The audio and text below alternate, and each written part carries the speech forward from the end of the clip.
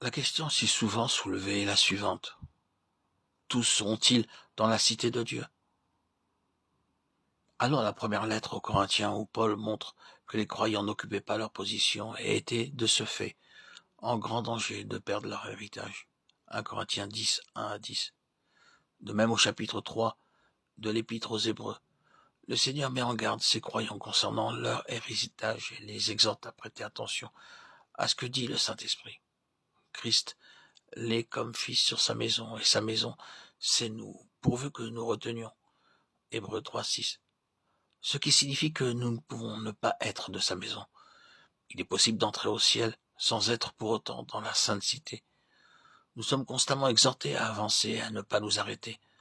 Ne soyons jamais satisfaits, mais comme Paul, courons dans la vocation céleste pour remporter le prix, entrer dans le royaume céleste et être membre de la cité céleste.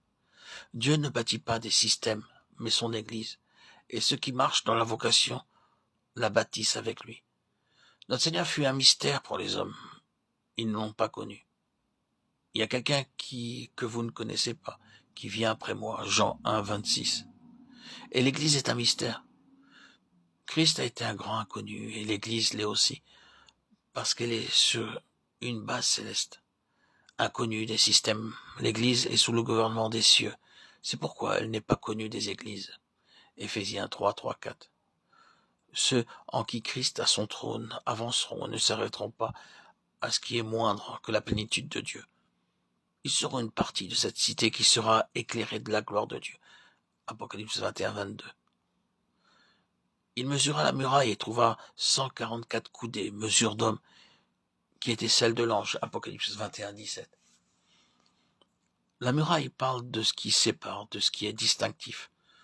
Nous pouvons être à l'intérieur ou en dehors. Elle définit le témoignage intégral de Dieu. Ceux qui sont au cœur du témoignage expriment ce qui est exclusif, total, entièrement de Dieu.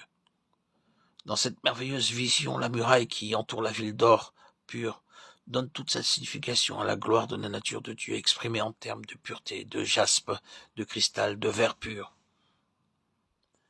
et transparent, attestant qu'il ne se trouve aucun mélange, ni dissimulation, ni ombre en lui. Que signifie la mesure de 144, 12 fois 12 coudées? Le nombre 12 est relatif au gouvernement et également à ceux qui gouverneront. L'Église est l'ensemble des vainqueurs de tous les âges. C'est elle qui gouvernera les nations. Apocalypse de 26, 27 et 21, 23, 24.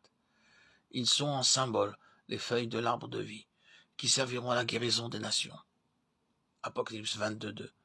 C'est-à-dire ceux qui auront reçu l'évangile, mais en qui Christ n'aura pu régner, et ils n'auront donc pas atteint la maturité, l'état de fils.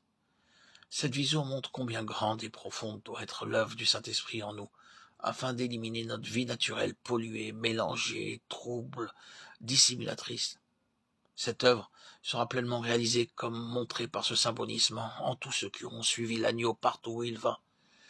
Ils seront ceux qui entreront par les portes de la ville et auront droit à l'arbre de vie et au gouvernement. Apocalypse 21, 23, 24, 22, 2 à 5 et 2, 14.